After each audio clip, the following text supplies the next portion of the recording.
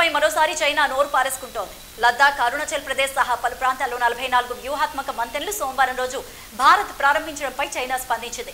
అరుణాచల్ ప్రదేశ్, లద్దాఖ్ను మేము గుర్తించలేదు. సరిహద్దు ప్రాంతాల్లో భారత్ చేపట్టిన మౌలిక సదుపాయాల నిర్మాణాలను మేము వ్యతిరేకిస్తున్నాం. ఇటీవలి ఒప్పందం ప్రకారం సరిహద్దులో వివాదాలకు తావిచ్చే చర్యలను ఏ దేశమూ చేపట్టరాదు అంటూ పేర్కొంది.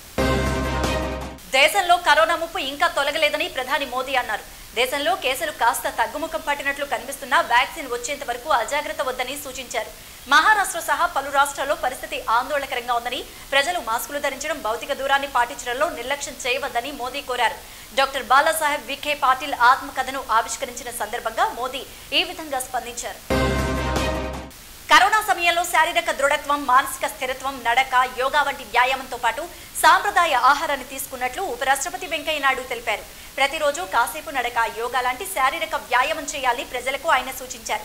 అటు పౌష్టికాహారం తీసుకుంటూ జంక్ ఫుడ్ కు దూరంగా ఉండాలన్నారు. కరోనాపై పోర్లో మొదటి తరం వ్యాక్సిన్లతో సాధారణ జీవితం తిరిగి రాదని మైక్రోసాఫ్ట్ వ్యవస్థాపకుడు బిల్ గేట్స్ అన్నారు. మొదటి తరం కంటే ప్రభావవంతమైన రెండో తరం వ్యాక్సిన్ అందుబాటులోకి వస్తే పరిస్థితి సాధారణ స్థాయికి వస్తుందన్నారు. ఇది విస్తృతంగా అందుబాటులోకి వస్తే కరోనా సృష్టించిన అన్ని సమస్యలు పరిష్కారం అవుతాయన్నారు. పీపుల్స్ డెమోక్రటిక్ పార్టీ పీడీపీ చీఫ్, జమ్మూ కాశ్మీర్ మాజీ సీఎం మెహబూబా ముఫ్తీ నిర్బంధం నుంచి విడుదలయ్యారు. ఈ విషయాన్ని ఆమె ట్విట్టర్లో తెలిపారు. నా అక్రమ నిర్బంధం చివరకు ముగిసింది. ఈ కఠిన సమయంలో నాకు మద్దతు ఇచ్చిన ప్రతి ఒక్కరికి ధన్యవాదాలు అని ముఫ్తీ ట్వీట్ చేశారు. రాజ్యసభలో ఖాళీగా ఉన్న 11 స్థానాల భర్తీకి నవంబర్ 9న ఎన్నికలు జరగనున్నాయి. ఈ మేరకు కేంద్ర ఎన్నికల సంఘం షెడ్యూల్ విడుదల చేసింది. దీనికి సంబంధించిన నోటిఫికేషన్ ఈ నెల 20న వెలువడనుంది. ఉత్తరప్రదేశ్లో 10, ఉత్తరాఖండ్లో 1 చొప్పున ఖాళీ అవనున్నాయి. ఆ 11 మంది సభ్యుల పదవీకాలం వచ్చే నెల 25న ముగుస్తుంది.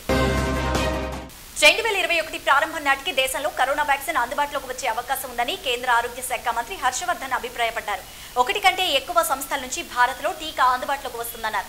మా నిపుణుల బృందాలు టీకా పంపిణీకి సంబంధించి ప్రణాళికలను సిద్ధం చేస్తున్నాయన్నారు. దేశ జనాభా దృష్ట్యా కేంద్రం 1 కంటే ఎక్కువ టీకా అభివృద్ధి సంస్థలతో జతకట్టాల్సిన అవసరం ఉందని హర్షవర్ధన్ అభిప్రాయాన్ని వ్యక్తం చేశారు.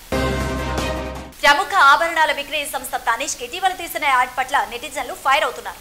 ఏకత్వం పేరిట తీసిన యాడ్ లవ్ జిహాదీ ప్రోత్సహించే విధంగా ఉందంటూ నెటిజన్లు విమర్శలు గుప్పిస్తున్నారు. దీంతో ఆ వీడియోను యూట్యూబ్ నుంచి 24 గంటల్లోపే తొలగించారు.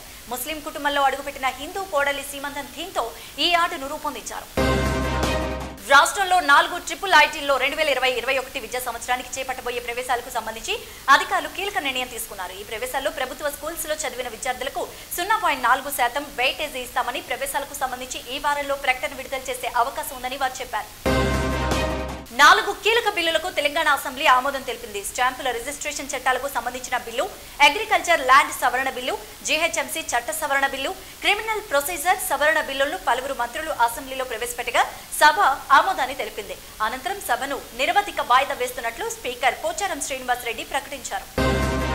ఢిల్లీలోని మాజీ సీఎం చంద్రబాబు నాయుడు ఇంటికి అధికారులు మరోసారి నోటీసులు ఇచ్చారు. కృష్ణానదికి భారీగా వరద ప్రవాహం పెరుగుతుండటంతో ముందస్తు చర్యల్లో భాగంగా కరకట్ట వెంట ఉన్న ఇళ్లను ఖాళీ చేయాలని ప్రభుత్వం ఆదేశించింది. దీంతో చంద్రబాబు ఇంటితో పాటు కరకట్ట వెంట ఉన్న మరో 36 ఇళ్లకు అధికారులు నోటీసులు జారీ చేశారు. కరోనా సంక్షోభం నుంచి ఆర్థిక వ్యవస్థకు ఉత్తేజాన్ని అందించేందుకు కేంద్ర ప్రభుత్వం పలు నిర్ణయాలు తీసుకోగా పండుగ అడ్వాన్స్ కింద ప్రతి ఉద్యోగికి వడ్డీ లేకుండా 10,000 ఇవ్వనుంది. ప్రీపెయిడ్ రూపే కార్డులో ఈ నగదు జమ కానుండగా ఉద్యోగులు 10 వాయిదాల్లో 10,000 రుణం చెల్లించాల్సి ఉంటుందని కేంద్ర ఆర్థిక శాఖ మంత్రి నిర్మలా సీతారామన్ ప్రకటించారు.